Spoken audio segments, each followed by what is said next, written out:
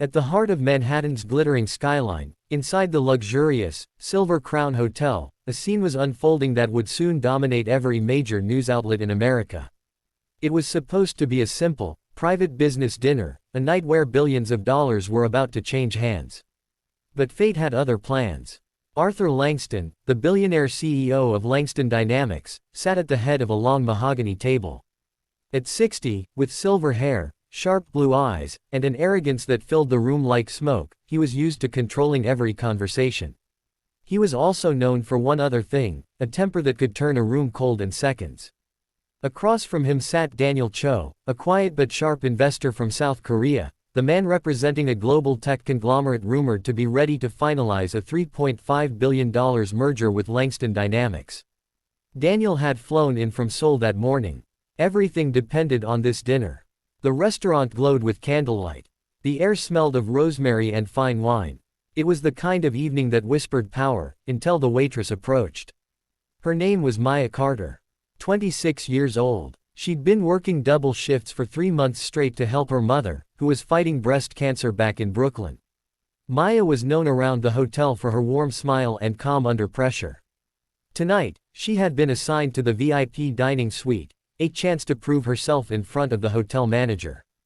"Good evening, gentlemen," she said with a polite smile, setting a tray of appetizers on the table. "Would anyone like still or sparkling water?" Arthur didn't even look at her. He was scrolling through his phone, half listening as Daniel asked about his company's sustainability goals. "Still," Arthur muttered, waving a dismissive hand. Maya nodded and turned to Daniel, who smiled kindly.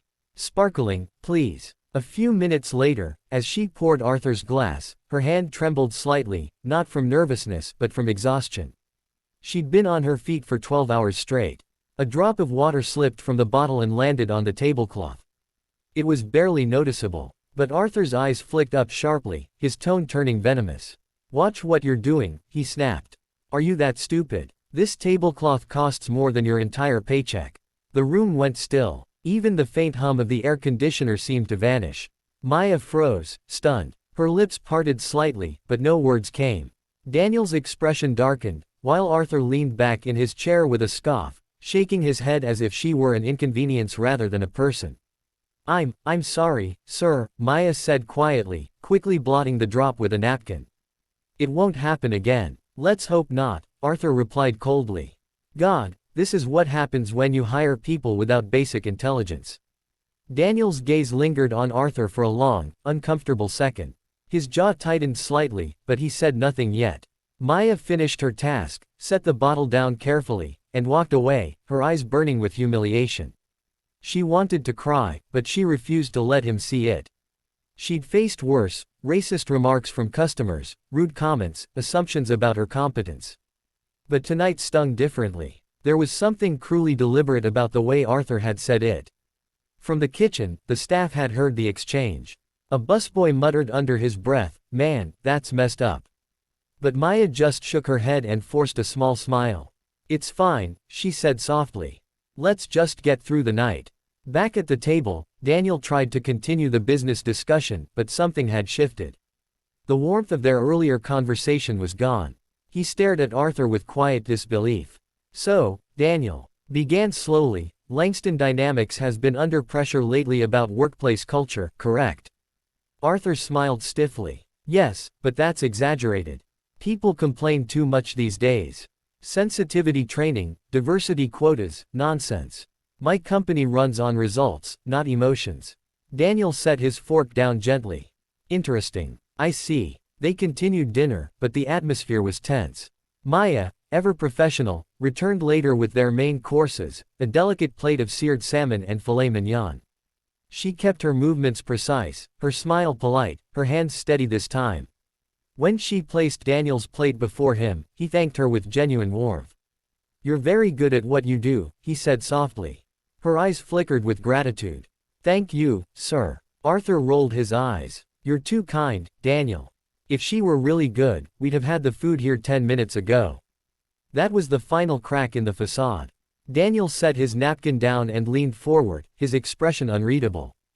"Arthur," he said quietly, "I'd like to be frank with you." Arthur smiled, unaware of the storm approaching. Of course. Daniel's voice was calm, but his tone cut like steel. In business, we look for partners who reflect integrity, leadership, and respect, not just toward those above them, but especially toward those below. The way a man treats people who can't give him anything in return says more about his character than any number in his bank account. Arthur frowned. What's that supposed to mean?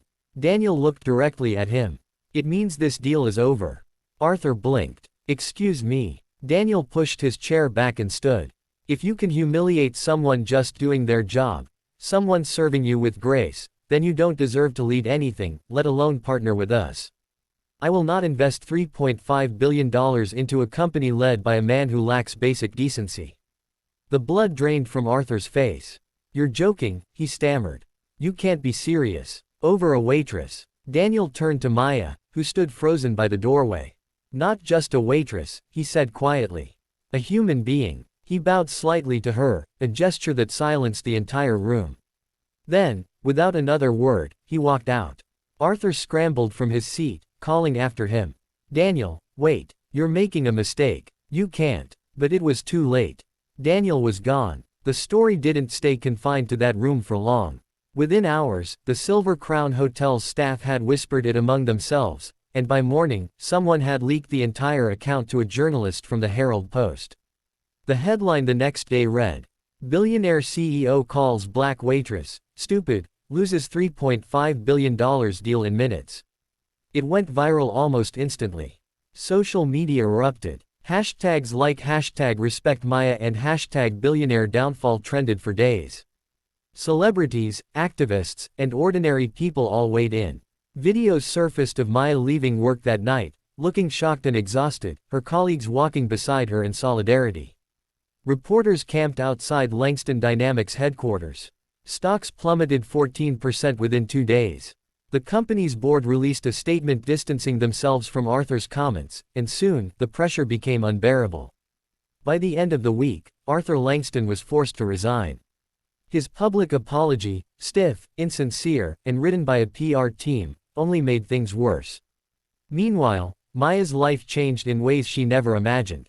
The hotel issued a public apology and offered her paid leave, but she didn't take it. She said she didn't want pity, she wanted dignity. Still, strangers started sending her messages of support. One woman started a GoFundMe for Maya's mother's cancer treatment, which raised over $500,000 in just a few days. Then came an unexpected call. Maya, a warm voice said on the other end of the line. This is Daniel Cho. She froze. Oh, Mr. Cho. Thank you, sir. I should thank you, he replied. You handled yourself with more grace than most executives I've ever met. I'd like to offer you a position with our company. Not as a waitress, as part of our hospitality leadership training program. You have potential, Maya. And I believe in investing where character shines. Tears welled in her eyes. I don't know what to say. Say yes, he said with a chuckle. She did. Months later, Maya stood in Seoul, wearing a smart gray suit, her name badge reading Maya Carter, Guest Experience Director. Her mother was in remission, living comfortably back home. The photo of Maya shaking Daniel's hand at the company's headquarters made headlines again, this time under a new headline. Waitress who was insulted by billionaire begins new chapter as corporate leader. As for Arthur Langston, his fortune dwindled. Investors pulled out, contracts dissolved, and his reputation was forever stained. He gave one last bitter interview months later, claiming the world had gone too soft. But even as he spoke, the world had moved on, to a new kind of story, one that wasn't about billionaires and their power, but about dignity, empathy, and the strength of the human spirit. And somewhere, in a quiet office in Seoul, Maya Carter smiled at a photo of her mother, remembering that night. The one that was supposed to be just another exhausting shift, but instead became the moment she discovered that sometimes, the smallest act of grace can change everything. Because respect, she had learned, is worth more than any billion-dollar deal.